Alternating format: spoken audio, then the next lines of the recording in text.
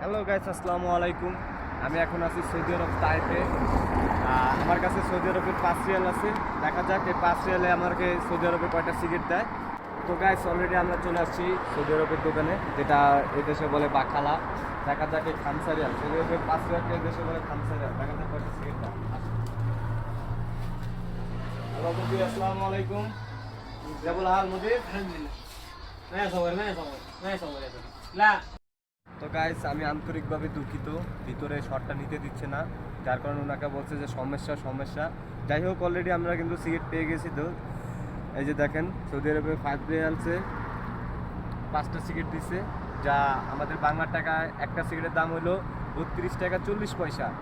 তো আমি আবারও বলতেছি, আমি আন্তরিকভাবে দুঃখিত গাইস, কারণ ভিতরে শটটা আপনাদেরকে দেখাতে পারি নাই।